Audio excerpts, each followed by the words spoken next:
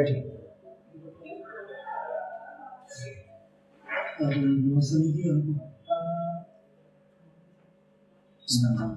Loud है ना, आवाज में दम होना चाहिए आपकी।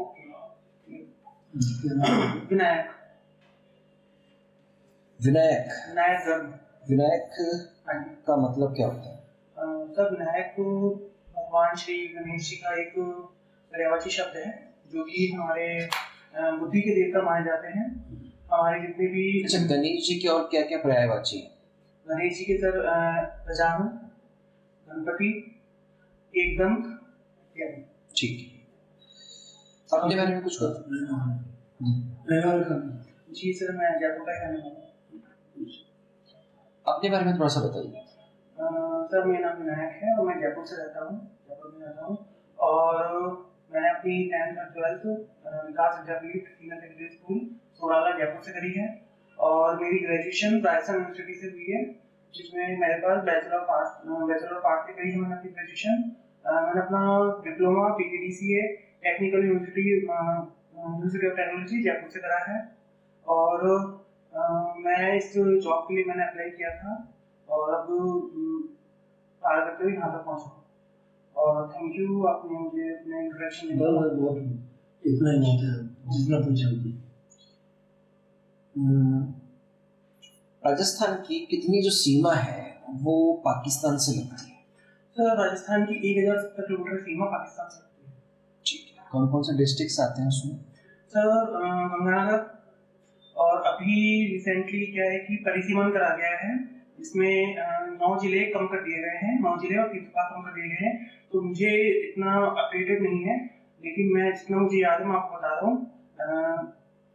गंगानगर, बीकानेर, जैसलमेर और बाड़मेर। ठीक है, तो 4 डिस्ट्रिक्ट लगते हैं। हाँ, और एक मुझे डिस्ट्रिक्ट का नाम याद नहीं आ रहा। अच्छा, हमारे पाकिस्तान से संबंध ठीक क्यों नहीं है?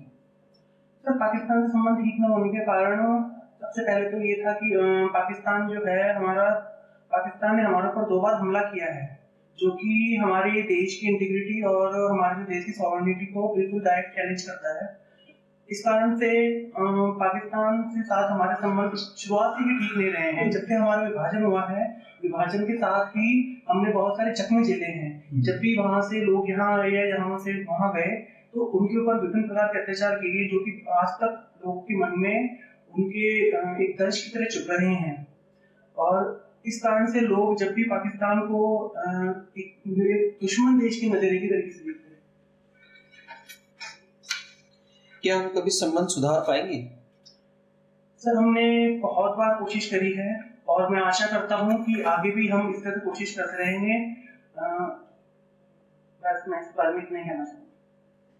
चलिए, राजस्थान कहाँ से आप? जी जयपुर से। जयपुर से। अच्छा, जयपुर का नाम जयपुर क्यों पड़ा? सर जयपुर का नाम जयपुर क्यों पड़ा, क्योंकि जयपुर की स्थापना सवाई जयसिंह द्वितीय ने 1727 में करी थी। तो उनके नाम के ही 2 अक्षर के कारण तो जयपुर का नाम जयपुर पड़ा है। अच्छा, सवाई जयसिंह सेकंड, इनका टेन्योर क्या था?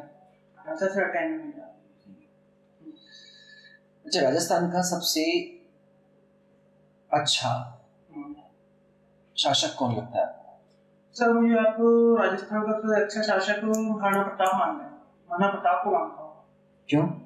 क्योंकि महाराणा प्रताप हमारे लिए एक प्रेरणा स्रोत की भांति हैं, क्योंकि उन्होंने जंगलों में रह करके बहुत ही संघर्षशील जीवन बिताया और उस कभी भी अकबर के खिलाफ पराधीनता स्वीकार नहीं करी। अकबर की अधीनता स्वीकार नहीं करी, और इसलिए ये हमारे लिए प्रेरणा स्रोत माने गए हैं।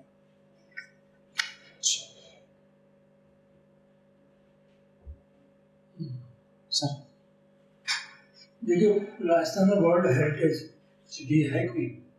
हाँ जी। कौन सा? कब? सर ये 2019 में जो परकोटा है वो वर्ल्ड हेरिटेज साइट के रूप में तो घोषित कर दिया गया था। राजस्थान में कोई महिला गवर्नर रही है क्या? महिला, हाँ जी, हमारी जो पूर्व माननीय राष्ट्रपति रही हैं, वो हमारी महिला गवर्नर रही हैं। नाम है उनका श्री प्रतिभा पाटिल जी। एक ही नहीं सर, और के नाम जी याद नहीं आ रहे। नाम नहीं तो व्यक्ति बता दो। शायद 4 नहीं है, मुझे तो एग्जैक्ट नहीं याद। अच्छा, न्यूज़पेपर पढ़ते हैं आप? हाँ जी। कौन सा न्यूज़पेपर पढ़ते हैं? सर, राजस्थान पत्रिका। राजस्थान पत्रिका को स्टार्ट किसने किया था? मुझे। अच्छा, राजस्थान पत्रिका डेली पढ़ते हैं? हाँ। क्या पढ़ते हैं उसमें? सर, सबसे पहले तो मैं उनके मुख्य पृष्ठ पे जो भी हेडलाइंस होती हैं उनके बारे में पढ़ता हूँ और उनकी डिटेलिंग पढ़ता हूँ। उसके बाद से मेरी ये आदत है कि मैं हमेशा पीछे से शुरू करता हूँ, है ना, क्योंकि मुझे क्या होता है कि वो भी कुछ न्यूज़ है ना जो विश्व के बारे में है, वो थोड़ी न्यूज़ पीछे दी हुई होती है ना। उससे फिर मैं खेल पृष्ठ पे जाता हूँ, वहाँ खेल में जो करंट में खेल जगत में जो चीजें हो रही हैं उनके बारे में मैं जानकारी हासिल करता हूँ। उसके बाद में मैं विश्व जगत में जो भी चीजें हो रही हैं मैं उनको पढ़ता हूँ। फिर मैं थोड़ा और जब पेज में पलटता हूँ तो मैं फिर राजस्थान के बारे में, हमारे देश में जो विभिन्न प्रकार की चल रही है उनके बारे में। अच्छा, न्यूज़पेपर में सबसे अच्छा क्या पढ़ना अच्छा लगता है? किस चीज को पढ़ना पसंद करते हैं आप? सर, न्यूज़पेपर में मुझे ज्यादा सर खेल के बारे में ही पढ़ना है। खेल के बारे में? अभी टेनिस का कुछ आगे कोई इवेंट होने वाला है?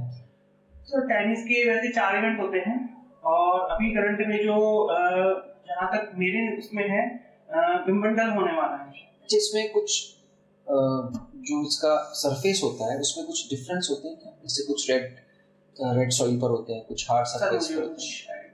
ठीक है। अच्छा, आपका सबसे फेवरेट प्लेयर कौन सा है टेनिस में? टेनिस में मेरा करंट में रॉजर फेडरर है। उनके बारे में कुछ बता सकते हैं? तो उनके बारे में मुझे इतना पता है कि वो रिटायर हो चुके हैं। कब रिटायर हुए? ये अभी तकरीबन 1.5 साल हुआ है। 1.5 साल।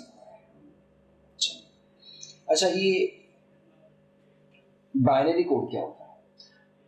सर, बाइनरी कोड होता है जो कंप्यूटर को बेसिकली चलाने के लिए एक कोड, जो कंप्यूटर की लैंग्वेज होती है वो बाइनरी कोड होती है और ये 0 और 1 से डिनोट किया जाता है। अच्छा, विंडो के बेसिक एलिमेंट्स कौन कौन से होते हैं? विंडोज की बेसिक एलिमेंट्स। अच्छा, आपको क्यों लगता है कि आप इस जॉब के लिए सूटेबल कैंडिडेट हैं? सर, मेरी जो कैपेबिलिटीज हैं, मैंने अपना जो डिप्लोमा है वो बेसिकली कंप्यूटर एप्लीकेशन में किया है, तो मुझे अपनी डिप्लोमा पे, अपने ज्ञान पे पूरा विश्वास है कि मैं इस जो आप मुझे जॉब लगने वाली है मेरी, इसमें मैं अपने इस ज्ञान का उपयोग बेहतर तरीके से करूँगा, जिससे जो हाई कोर्ट है उसमें ये चीज़ बहुत ज़्यादा बेनिफिशियल होगी उसको आगे बढ़ाने के लिए, उसमें पारदर्शिता लाने के लिए और उसकी जो उसकी बेसिकली ट्रांसपेरेंसी लाने के लिए। अच्छा, सपोज करिए कि आपने आज ज्वाइन किया। हाँ जी। और ऑफिस में बहुत ज़्यादा काम है। हाँ जी। ठीक है, काम इतना ज़्यादा है कि आपको आज वो काम पूरा नहीं हुआ, आपको नेक्स्ट डे आना पड़ेगा। हाँ जी। लेकिन आपकी जॉब लगने की खुशी में आपकी मदर ने घर पे एक बहुत बड़ा एक आयोजन रखा है पूजा का। हाँ जी। तो और जिसमें आपका रहना अगले दिन ज़रूरी है। हाँ जी। तो आप वर्क और इस जो घर के अंदर जो पूजा है इसको किस तरीके से मैनेज करें? अच्छा, तो सर आपने जैसे बताया कि मेरे पास वर्कलोड भी बहुत ज़्यादा है और मेरे पास घर पे भी बहुत आवश्यक कार्य है। तो सर मैं इसमें सबसे पहले क्या होता है कि मैं कोई भी अगर मेरे पास वर्कलोड इस तरीके से आता है तो मैं उसको बिट बाय बिट में बांट लेता हूँ कि मुझे कौन सी चीज़ सबसे पहले करनी है, कौन सी चीज़ सबसे लास्ट में करनी है। तो मैं इसी चीज़ को मेंटेन करते हुए पूरा काम को पूरा करता हूँ। पर जैसे सर ने बताया कि घर पे भी मेरे को काम है ना, तो मेरे पास में आपने जैसे बताया कि 2 दिन है कि जैसे एक दिन में काम पूरा नहीं हुआ तो थोड़ा सा मैं जो मेन जो काम होता है, काम को जैसे मैंने आपको बताया वहाँ मैंने बांटा हुआ है, तो जो मेन काम है उसमें घर जाने पर पता चलता है कि आपकी मम्मी ने पूजा अरेंज किया। अच्छा, घर जाने पर पता लगता है। ओके, तो घर जाने में पता लगता है जैसे कि पूजा वगैरह ना करी है, लेकिन इसमें मेरा जो मानना है, मैं ये मानूंगा कि मेरे लिए काम ही पूजा है, कि मैं इसमें प्रायोरिटाइज अपने हाई कोर्ट के काम को करूंगा कि मेरे पास, क्योंकि वो मेरे लिए एक तरीके से सबसे ज्यादा इम्पोर्टेंट जो चीज है वो मेरे लिए हाई कोर्ट का काम है, इसलिए मैं उसको ज्यादा प्रायोरिटी दूंगा बाकायदा घर की पूजा।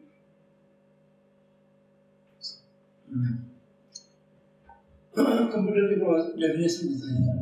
कंप्यूटर डेफिनेशन, कंप्यूटर बेसिकली एक तार्किक गणना की युक्ति है जो कि जिसको हम जो भी इंस्ट्रक्शंस देते हैं वो उनको प्रोसेस करके हमें डेटा इंफॉर्मेशन के रूप में प्रोवाइड कराता है। रैम और रोम क्या होते हैं? रैम होता है रैंडम एक्सेस मेमोरी, जिसके अंतर्गत जिसमें कोई भी डेटा अपन स्टोर करते हैं लेकिन वो अस्थायी रूप से स्टोर होता है।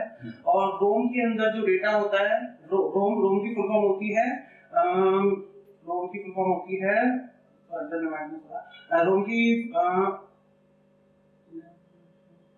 रोम के अंदर जो डेटा होता है वो स्टोर, वो बेसिकली परमानेंट रूप से स्टोर होता है।